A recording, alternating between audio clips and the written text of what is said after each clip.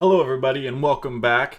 This is episode 2 in our quick and dirty tutorial series on support and resistance. If you haven't already, you're going to want to go ahead and stop, watch episode 1 before continuing, and go ahead and join us in Discord. The link is in the description. That is where you can share what you're learning and also ask questions to others, traders of all skill levels. See you there. Now let's go ahead and get started. So as the title of the video says, this is just part 1 of the Fibonacci tools that we are going to be expanding on in the future. We're going to start with the basics here. And with the basics, you need to remember 3 very important facts when taking Fibonacci levels. 1, you are always going to pull from left to right. 2, if you are looking for support levels, you will pull from low to high, left to right. If you're looking for resistance levels on the way back up, you would pull from high to low, left to right. All right, now that we have those 3 basic rules down, we're going to go ahead and come over here.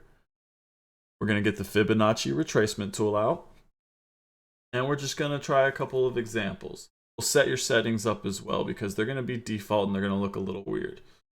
So again, let's say we're interested in this move here. We would go from low to high. That would give us our Fibonacci level.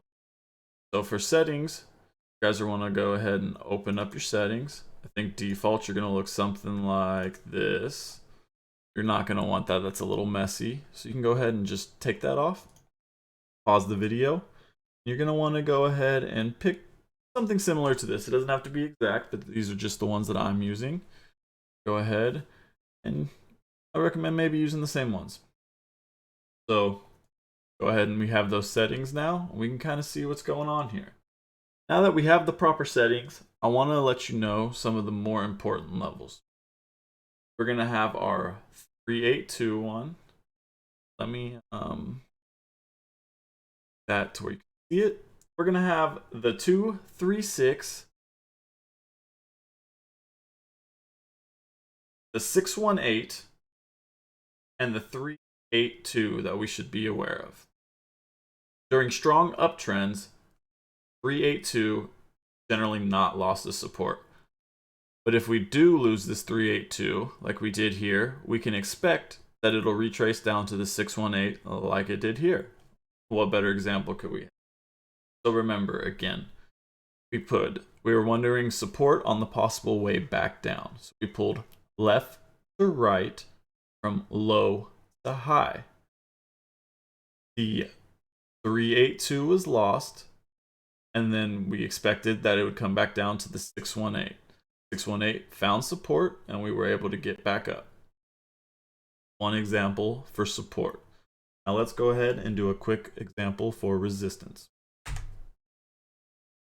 now we're curious about resistance on the chart. Let me go down to a smaller time.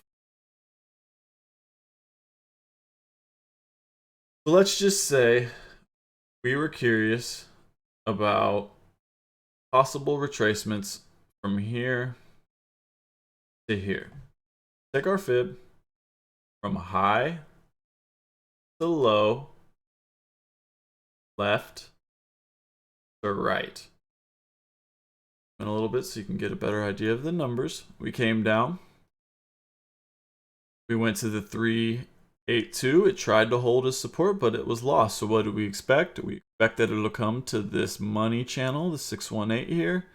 And then it got some support there, came back before we ended up bouncing. Again, guys, I cannot stress to you that this is just the quick and dirty series. So we are showing you these very, very fast, very rapidly. You need to practice these tools, find other levels of confluence, and make sure that your trades are the highest probability possible. This is no financial advice. This is just educational purposes only.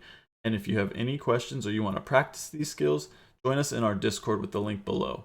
Be sure to like and subscribe to the channel if you want more content. And also, we will have more detailed notes available for you in our Discord. Again, if you want to join, the link will be below in the description.